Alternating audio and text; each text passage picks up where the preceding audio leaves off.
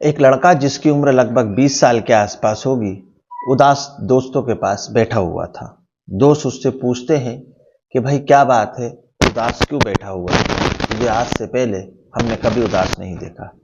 तो वो कहता है कि मैं थोड़ा परेशान हूँ, हैरान हूँ। तो दोस्त बोलते हैं बताओ क्या हुआ, हम तुम्हारी मदद कर सकते हैं। तो वो दोस्तों को बताता है कि मेरी गर्लफ्रेंड ने मुझे बुलने के लिए बुलाया है और मुझे समझ में नहीं आ रहा है कि मैं जाऊं कि नहीं जाऊं। जब ये बात सामने आती है तो दोस्त हंसने लगते हैं और बोलते हैं तुम कैसी बात करता है, तेरी गर्लफ्रेंड ने तुझे मिलने के लिए बुलाया है तो तुम्हें जाना चाहिए। अगर बुलाया है तो तुम्हें जाना चाहिए और जाने से पहले कुछ प्रोटेक्शन अपने साथ में रख लेना। और यदि लड़की तुम्हारे साथ संबंध बनाती है, संबंध बनाने के लिए कहती है, तो कहीं ऐसा ना हो वो गर्भवती हो जाए, इसलिए प्रोटेक्शन अपने साथ रखो और जिंदगी का यह मशवरा तुम्हारे काम आएगा। और जब तुम उससे मिलने के लिए जा रहे हो तो साथ में कुछ गोलियां भी ले जाओ। ये गोलियां तुम्हारे अंदर अतिरिक्त पावर लाएंगी, सेक्स एनर्जी को बढ़ाएंगी और ये बात तुम्हारे बहुत काम आएगी। अब जब वो इस तरह की बात सुनता है तो वो कहता है कि मैंने कभी गोली खाई नहीं है, ना ही मुझे प्रोटेक्शन के बारे में कुछ ज़्यादा आइडिया है। तो वो कहता है कि गोलियों का इंतज़ाम हम कर देंगे क्योंकि तू हमारा दोस्त है और लड़की के साथ बिताने का, समय बिताने का तुझे पहली बार मौका मिला है, तो तू उस मौके को गंवाना मत। पर जब वो उस लड़की से मिलने के लिए जाता है और लड़की के साथ घिनौना काम करता है, तो वो दिन लड़की का आखिरी दिन होता है और फिर वो अगले दिन कभी उठ ही नहीं पाती है। जब वो लड़की से मिलने के लिए गया और जाने से पहले उसने गोलियां खा ली थी और प्रोटेक्शन साथ में ले लिया था, तो ऐसा क्या हुआ जिस कहानी का अंत उसी रात में हो गया। नमस्कार, आदाब, सत श्री अकाल। आप देख रहे हैं प्रदीप स्टोरी और नई और एक सच्ची घटना के साथ। कानपुर की ये घटना है। यहाँ पर एक लड़का अपनी गर्लफ्रेंड से मिलने के लिए जाता है। मिलने से पहले दोस्तों को पूरी बात बताई। दोस्तों के कहने पर शक्तिवर्धक गोली खा लेता है, प्रोटेक्शन अपने साथ में रखता है। पर ऐसा क्या हुआ जिससे उस लड़की की मौत हो गई? क्या कारण था, क्या वजह थी, या किसी ने उसका कत्ल किया था? ये सब कुछ इस कहानी में सिलसिलेवार तरीके से आपको जानने को मिलेगा और इस कहानी के माध्यम से हम इस पूरे वाक्य को समझने की कोशिश करेंगे। वह 20 साल का लड़का आखिर इतना घिनौना कृत्य कैसे कर सकता है? आज की कहानी कुछ इस तरफ इशारा करती है। ये सच्ची घटना है, लखनऊ शहर की। दिन है 16 दिसंबर 2024 के आसपास का। वक्त सुबह 8 से 9 बजे का होगा। पूरा परिवार के लोग एक शादी समारोह में गए हुए थे। जब वो लौट कर घर वापस आते हैं तो देखते हैं कि घर में कोई दरवाजा नहीं खुल रहा है। जब वो दरवाजे को धकेलते हैं तो दरवाजा अंदर से खुला हुआ होता है। वो घर के अंदर जाते हैं और अपनी बेटी को सब तरफ आवाज देते हैं, क्योंकि पूरा परिवार शादी में गया था। वो लड़की सिर्फ घर पर वही अकेली थी। अब जब वो लड़की को आवाज देते हैं, हैरान परेशान होते हैं, सब तरफ देखते हैं तो लड़की उन्हें कहीं दिखाई नहीं देती है। जब वो अंदर जाकर देखते हैं तो लड़की पलंग पर लेटी हुई थी और बेसुध हालत में थी। उसके शरीर पर एक भी कपड़े नहीं थे। ये इस हालत में किसी जेंट्स को उसे देख पाना थोड़ा मुश्किल था। तो परिवार की महिलाओं को बोला जाता है। परिवार की महिलाएं जाती हैं, लड़की को कपड़े, चादर जो उनको मिला तुरंत उसको उड़ाती हैं। और जैसी अवस्था में वो लेटी हुई थी, शायद किसी ने सोचा भी नहीं था। ना उसके हाथ हिल रहे थे, ना उसके पैर हिल रहे थे, ना ही उसके शरीर में कोई गतिविधि थी और प्राइवेट पार्ट से खून निकल रहा था। अब परिवार अपनी बेटी को इस हालत में देखता है तो उनकी आंखें खुली रह जाती हैं। उन्हें कुछ समझ में नहीं आता है कि आखिर ये हुआ तो हुआ क्या। परिवार के बाकी लोग रोने लगते हैं, चीखने लगते हैं। चीख पुकार सुनकर आस पड़ोस के लोग वहां पर आ जाते हैं और तभी किसी ने पुलिस को सूचना कर दी। पुलिस मौके पर पहुंचती है और परिवार के लोगों से कहती है कि जरूर इस लड़की के साथ कुछ ना कुछ गलत हुआ है, क्योंकि आपकी बेटी नग्न अवस्था में पड़ी हुई है। अब परिवार के ज्यादातर सदस्य होते हैं वो शादी समारोह में गए हुए थे।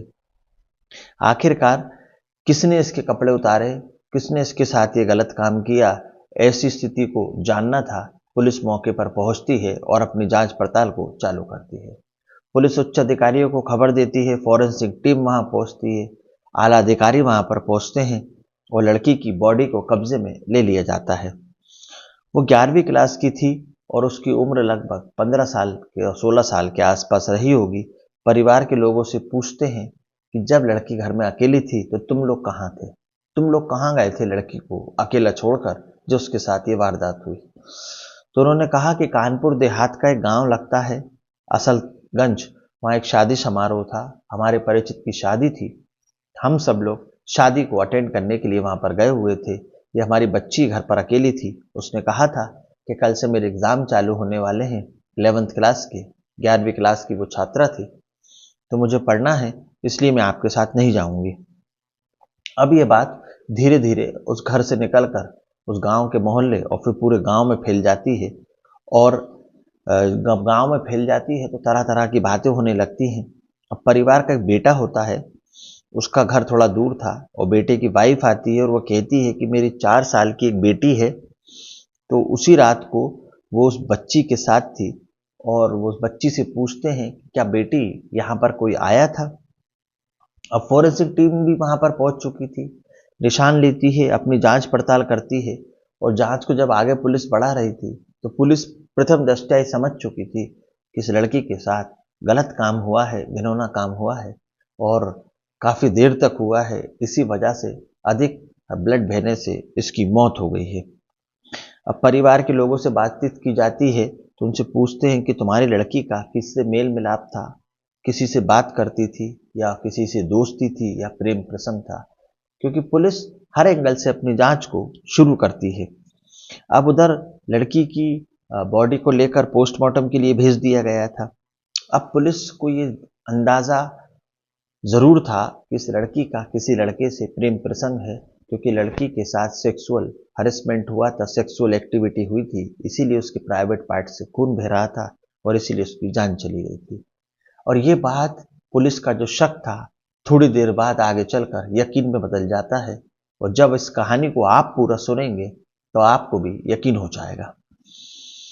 अब थोड़ी सी दूर पर उस घर से एक लड़के का घर होता है जिसका नाम मनदीप होता है और लड़की जो छोटी बच्ची होती है वो बताती है कि एक भैया बाइक से यहाँ पर आए थे। बस यही पुलिस के लिए क्लू था। बच्चा कभी झूठ नहीं बोलता, जो देखता है वही बोलता है। पुलिस उस बाइक के आधार पर, बच्ची के कहने के आधार पर अपनी जांच को आगे बढ़ाती है। उस लड़की के घर से कुछ ही दूर पर एक घर था, वहां एक लड़का रहा करता था जिसका नाम मनदीप था। अब मनदीप को पुलिस अब संपर्क करती है, उसे पूछती है, हिरासत में लेती है, वो बातचीत करती है। तो वो शुरू में तो पुलिस को गुमराह करने की कोशिश करता है, पर पुलिस के सामने कोई ज़्यादा देर टिक नहीं सकता। अब पुलिस को देखकर वो तरह तरह की बातें बनाता है, इधर उधर की बातें घुमाता है, पर जब पुलिस सख्ती से पूछताछ करती है तो वो टूट जाता है। और जो सच्चाई निकल कर सामने आई, मनदीप ने जो कहानी पुलिस को बताई और जो वाक्य बताया, तो आप भी सुनेंगे तो सोचने पर मजबूर हो जाएंगे और आपकी अंतरात्मा भी कांप उठेगी। उस लड़की की मुलाकात सोशल मीडिया के माध्यम से मनदीप से हुई, यानी कि मेरे साथ हुई। वो कहती है कि आज मैं घर पे अकेली हूँ और किसी को कोई शक ना हो, किसी को कोई पता ना चले, तुम रात को 8 और 9 बजे के बीच घर आ जाना। मनदीप लड़की के मिलने से अपने ख्वाली पुलाव पकाने लगता है कि मैं किस तरह मिलूंगा, किस तरह उससे संबंध बनाऊंगा, और वो अपने दोस्तों को बताता है और दोस्त उसके खुरापाती होते हैं और उसे कुछ प्रोटेक्शन और शक्तिवर्धक गोली दे देते हैं। मनदीप गोली खा लेता है, लड़की के घर पहुंच जाता है रात को 9 बजे के आसपास, और ठंड का समय था, ठंड जरूरी थी और ठंड होने लग गई थी, तो लड़की ठंड से बचने के लिए आग जला लेती है और रात को 9 बजे से लेकर सुबह 5 बजे तक, 8 घंटे तक मनदीप उस लड़की के साथ अनेकों बार संबंध बनाता है। लड़की ने भी इससे पहले कभी शारीरिक संबंध नहीं बनाए थे और मनदीप शक्तिवर्धक गोली खाकर गया था, तो उस पर तो हैवानियत सवार थी। वो लगातार लड़की से संबंध बनाए जा रहा था। इसके बावजूद उसने लड़की को रात भर कपड़े नहीं पहनने दिए और खुद ने भी कपड़े नहीं पहने और ऐसा गंदा और घिनौना काम करता रहा। उसने शक्तिवर्धक गोली खा रखी थी, इस वजह से वो देर तक उस लड़की के साथ गलत काम करता रहा। अब ना जाने उस लड़की की तबीयत इतनी ज़्यादा कब खराब हो गई, लड़का समझ ही नहीं पाता है। लड़की बेड पर लेट जाती है तो शायद उसे लगा कि वो आराम करने की कोशिश कर रही है, थक गई होगी तो आराम कर रही है। कुछ भी बोला पर लड़का समझ नहीं पा रहा था कि आखिर मैं करूं तो करूं क्या। अब वो देखता है कि लड़की की तबीयत खराब हो रही है, ब्लड पार्ट बह रहा है, प्राइवेट पार्ट से ब्लड बह रहा है, तो वो समझ नहीं आता है कि मैं करूं तो करूं क्या। अगर वो क्या सोचता है कि मैं अस्पताल जाऊंगा और किसी की मदद लूंगा तो मेरे ऊपर आरोप आएगा, लोग मुझे मारेंगे पीटेंगे, मुझसे तरह तरह के सवाल पूछेंगे, तो वो वहां से भाग जाता है। जी हाँ, बिल्कुल आपने सही सुना, वो वहां से भाग गया। और शायद किसी को या उसे भी इस बात का एहसास ही नहीं था कि भागने के बाद अगले दिन 17 दिसंबर 2024 को जब 1 बजे के वक्त के आसपास उस लड़की के घर वाले घर पर वापस आए तो घर वालों ने जब लड़की को आवाज दी, जब तक लड़की मर चुकी थी। यदि मनदीप उसे इलाज के लिए अस्पताल ले जाता, यदि मनदीप आसपास के लोगों को बुला लेता, तो शायद वो लड़की आज जिंदा होती और शायद आज वो हमारे बीच में होती। जब ये बात सामने आई कि उसने सहमति से संबंध बनाए थे और अनेकों बार संबंध बनाए, इसलिए ऐसा कुछ होना नहीं चाहिए, वो नहीं जानता था कि पुलिस इस मामले में उसके बयान लेगी और उसे आरोपी बना देगी। लड़की की उम्र 18 साल से कम थी और उसकी सहमति होना ना होना एक बराबर है, और उसके साथ मनदीप ने बुरी तरह संबंध बनाए और जिससे उसकी जान चली गई। कानपुर की ये कहानी जिसमें बॉयफ्रेंड ने शक्तिवर्धक गोली खाकर अपनी गर्लफ्रेंड के साथ संबंध बनाए और इस तरह वेश्याना तरीके से संबंध बनाए कि संबंध बनाने के दौरान उसकी जान ही चली गई और वो हमेशा हमेशा के लिए दुनिया से अलविदा कह गई। इस कहानी को सुनाने का उद्देश्य किसी का दिल दुखाना, किसी के अंतरात्मा को परेशान करना, किसी के मान सम्मान को ठेस पहुंचाना नहीं है, बल्कि आपको सावधान करना है, जागरूक करना है। अपने बच्चों का ध्यान रखें।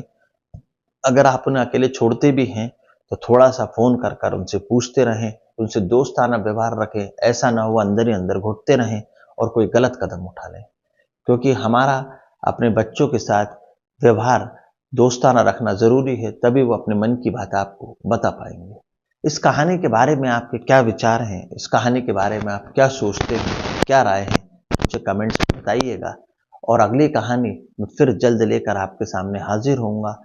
कहानी आपको पसंद आएगी, कहानी कमेंट्स में बताइएगा, मुझे आपके सपोर्ट की ज़रूरत है। कहानी अच्छी लगी तो लाइक करें, चैनल को सब्सक्राइब करें। अगली कहानी अगली वारदात में फिर मुलाकात होगी।